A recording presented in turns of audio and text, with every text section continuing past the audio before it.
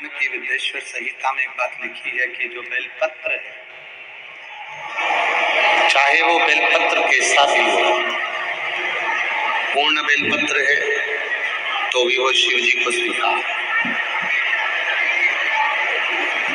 मान लो ये बेलपत्र बीच में से कहीं टूट गया, खंडित हो गया, वो भी शिव को स्वीकार,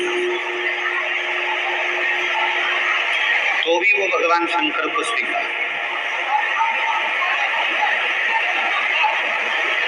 विद्येश्वर संहिता शिव महापुराण की कथी है कि मान लो बेलपत्र पूर्ण है तो भी शिव को स्वीकार है, बेलपत्र बीच में से खंडित हो गया वो भी शिव को स्वीकार है, बेलपत्र की एक पत्र टूटकर अलग हो गई और वो पत्र यदि आपको मिल गया है और तो भी आप उन तीनों को चढ़ा रहे हो तो भी वो स्वीकार, तो भी वो स्वीकार। और मान लो बेलपत्र के तीनों पत्र अलग अलग हो गए और वो तीनों पत्र तुम्हारे हाथ में आ गए और तुम उसे तो भी शिव जी को चढ़ा रही हो तो भी वो शिव को स्वीकार, तो भी वो शिव को स्वीकार।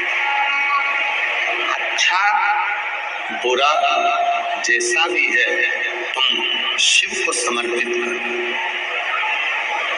अच्छी सोच, बुरी सोच, अच्छी बुद्धि, बुरी बुद्धि, अच्छा चित्त, बुरा चित्त, अच्छा मन, बुरा मन, जो भी है हम सब शिव को वही समर्पित कर।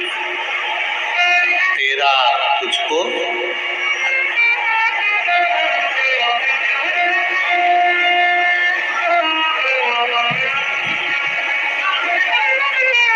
तेरा तुझको अर्पण। पत्र चाहे इनके 1000 टुकड़े हो जाए, ये बेलपत्र चाहे इसके हजारों हजार टुकड़े हो जाए तो भी वो शिव को स्वीकार। उसी तरह जैसे शंकर भगवान का शिवलिंग होता,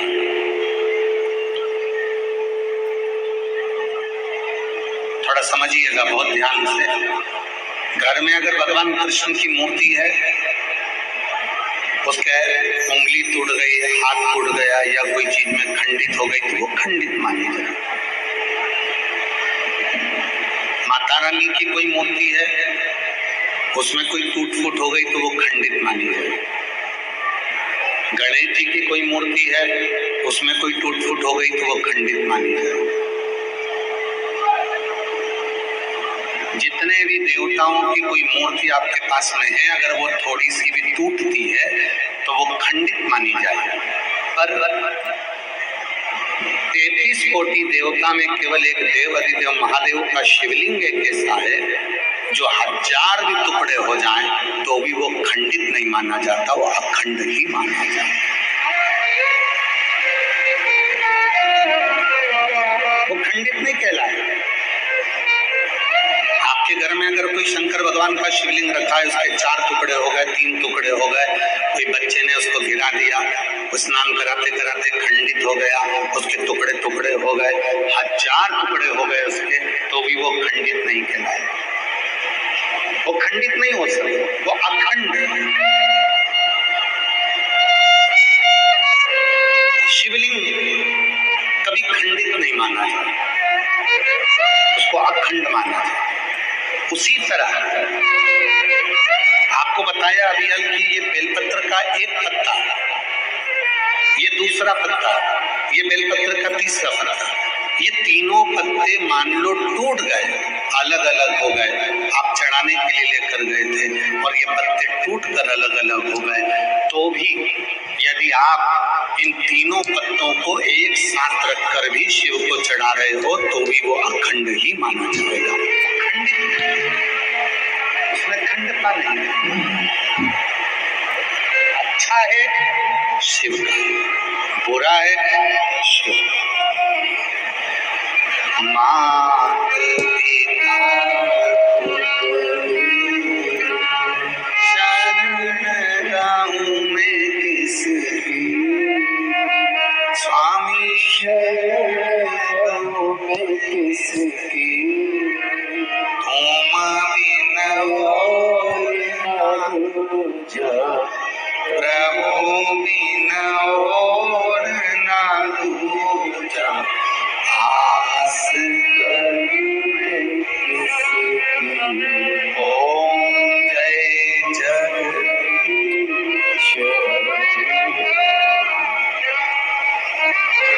वो मूर्ति क्या हमारी बात सुनती है?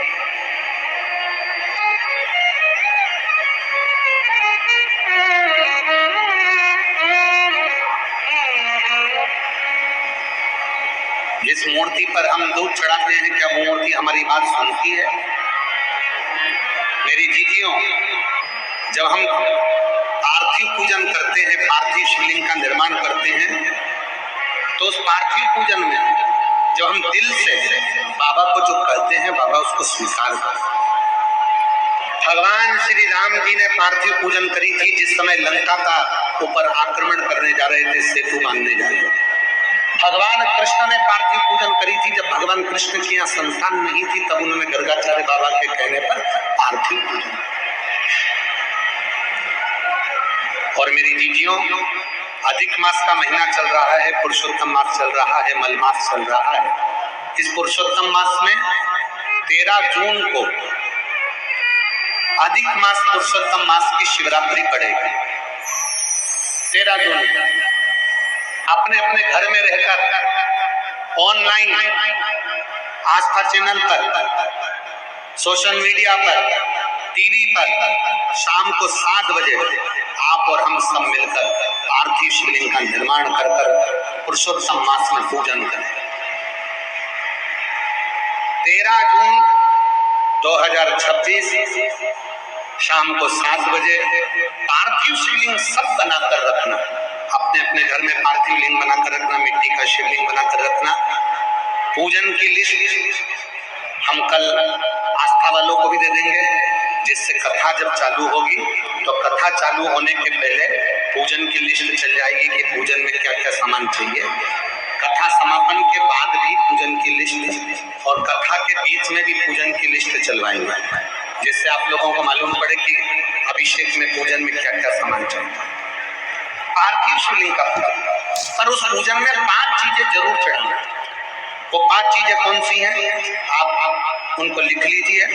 जो ज्येष्ठा के महीने में जो अधिक मास आया है, उस अधिक मास की शिवरात्रि पर जब अपन 13 जून को अधिक मास की शिवरात्रि पर शाम को 7 बजे अभिषेक करेंगे ऑनलाइन, तो उसमें 5 चीजें जरूरी है। पहले नंबर पर शमी पत्र। शमी पत्र ज्येष्ठ के महीने में जो शिवरात्रि होती है, उस शिवरात्रि पर जब हम शमी पत्र शिव को चढ़ाते हैं पार्थिव पूजन में, तो हमारे घर में कोई भी व्यक्ति अगर रोग से ग्रसित है या बीमारी उसको आने वाली है या बीमारी से कोई दुख है, तकलीफ है, तो शमी पत्र चढ़ाने से वो दुख उसका समाप्त हो जाता है, उसकी बीमारी मिट जाती है। तो पहले नंबर पर शमी पत्र। दूसरे नंबर पर आंखें अक्षत 11, अक्षत जानते हैं? चावल, 11 चावल के दाने सेके आंखें, वो शिव जी को चढ़ाना है। अक्षत कार्य सिद्धि के लिए अपन को 11 समर्पित करना। दूसरे नंबर पर अक्षत। तीसरे नंबर पर बेलपत्र। केवल एक बेलपत्र भगवान शिव को समर्पित करें। बेलपत्र सुख समृद्धि के लिए चढ़ाएंगे। और चौथे नंबर पर कनेर का पुष्प, जो ज्येष्ठ अधिक मास की शिवरात्रि है, उस पे कनेर का पुष्प चढ़ाएंगे। वो कनेर का पुष्प घर में जो चिड़चिड़ प्रवृत्ति होती है, क्रोध होता है, आपस में एक दूसरे से नहीं बनती है, उसको शांत करने के लिए कनेर का पुष्प चढ़ाएंगे। और 5वें नंबर पर भगवान शंकर को कच्चा दूध, जिसमें थोड़ा सा या तो गुड़ या थोड़ी सी शक्कर उसमें मिली होगी, वो शिव जी को समर्पित करेंगे। ऐसी 5 चीजें जो जरूरी है अधिक मास की शिवरात्रि पर 13 जून शाम को 7 बजे ऑनलाइन आप और हम सब अपने अपने घरों में रहकर टीवी के माध्यम से, आस्था चैनल के माध्यम से, सोशल मीडिया के माध्यम से ऑनलाइन पूजन करेंगे। और पूरा देश ये अधिक मास के पवित्र अवसर पर, पुरुषोत्तम मास के पवित्र अवसर पर इसकी पूजन, पार्थिव पूजन करेगा, जिससे अपने जीवन को आनंदित करेगा। सती मैया को शिव जी ने स्वीकार करा। पार्थिव पूजन की महत्वता इतनी प्रबल है कि पाषाण में भी देवता को प्रकट कर। पुरुषोत्तम मास चालू हुआ है, अधिक मास चालू हुआ है। 5 चीजें अधिक मास के महीने में शिव जी के लिए आप करिए।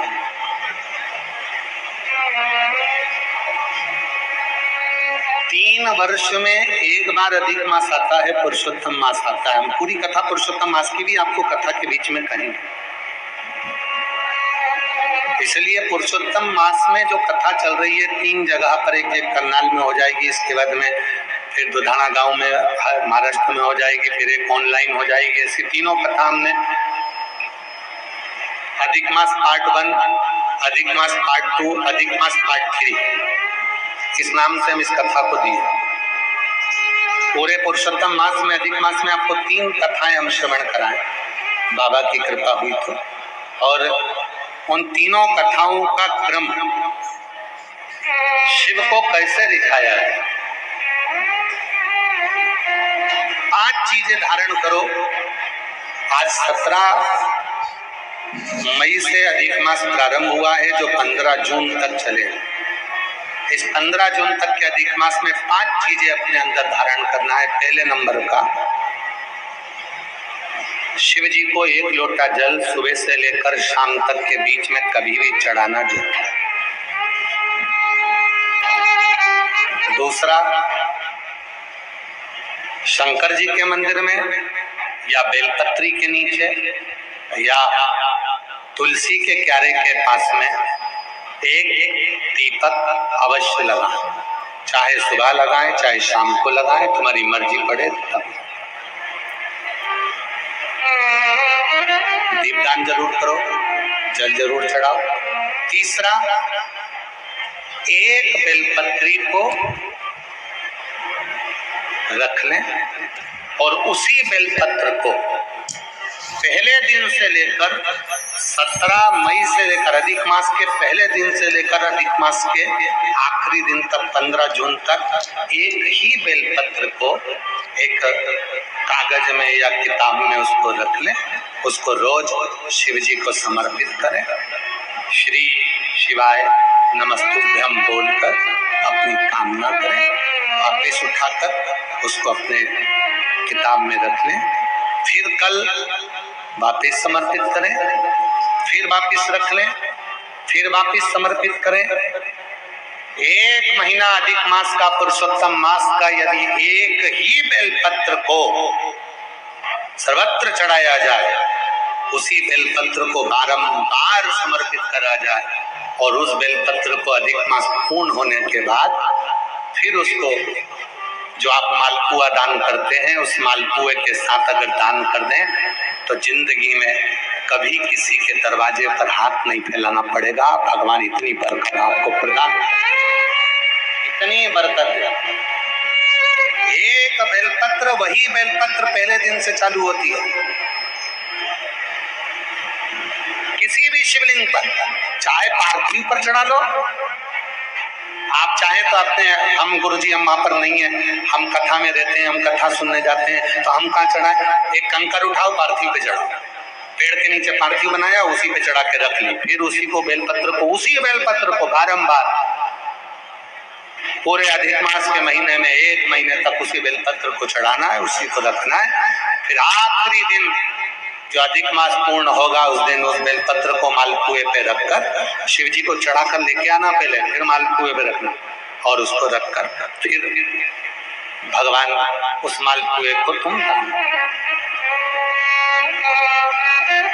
मालपुआ दान नहीं कर सकते तो तुम बतासे दान कर दो, पर मीठे के साथ उस बेलपत्र को दान किया जाए। बतासा है, मिठाई है, कोई 33 कोई भी सामग्री 33 जो मीठी हो वो रखकर आप दे सकते।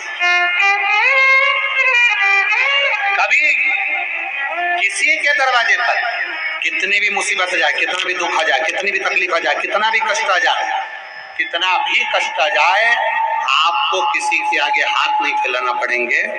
लक्ष्मी की व्यवस्था स्वयं मेरा कुबेरेश्वर महादेव, मेरा महाकाल राजा, मेरा विश्वनाथ स्वयं एक बेल वही चलता। 5 चीजें करना है आपको। पहले नंबर पर जम के बोलो जल, दूसरे नंबर पर दीप, तीसरे नंबर पर बेलपत्र, चौथे नंबर पर भगवान शंकर के मंदिर में नंदी के दोनों सींगों के बीच में से शिव के शिवलिंग का दर्शन।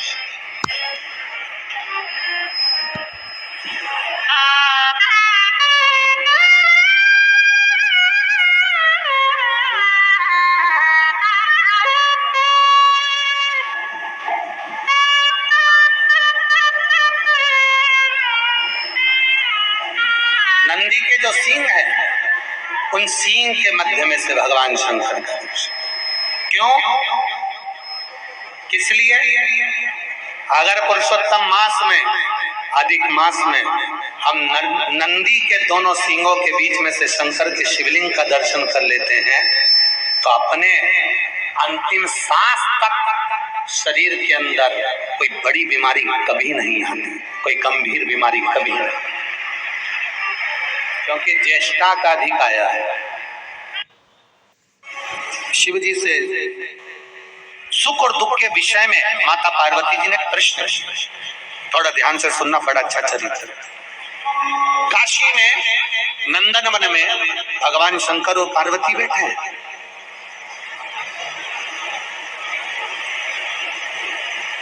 और नंदन वन में जब माता पार्वती और शिव जी बैठे थे तो पार्वती जी ने शिव जी से प्रश्न करा कि जीवन में सुख और दुख कितने विचित्र हैं, ये क्यों आते हैं? सुख मिला तो क्यों मिला, और दुख मिला तो क्यों मिला? ये माता पार्वती जी ने शिव जी से प्रश्न। शंकर भगवान ने बड़े भाव से इस सुख दुख के चरित्र का वर्णन किया। शिव जी कहते हैं, सुनो पार्वती, मैं तुम्हें एक चरित्र सुनाता हूं।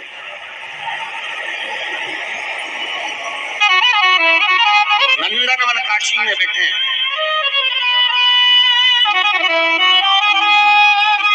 तुम्हें एक चरित्र सुनाता हूं। एक सेठ जी, करोड़पति, धनपति, अरबपति, बहुत पैसा है, दुनिया का सारा ठाट सेठ जी के पास में, दुनिया का सारा वैभव सेठ जी के पास में, करोड़ों का धन सेठ जी के पास में, गाड़ी बंगला सब कुछ, सब दिया परमात्मा ने, बहुत दिया। पर सेठ जी कंजूस थे और उन्होंने अपनी जिंदगी में आज तक एक चवन्नी का दान नहीं किया, कभी किसी को एक गिलास पानी नहीं पिलाया। रिश्तेदार भी अगर आ जाएं तो वो पानी ना पिलाए, भोजन ना कराए, और रिश्तेदारों ने आना भी बंद कर दिया, कोई नहीं आया, कभी दान नहीं करा।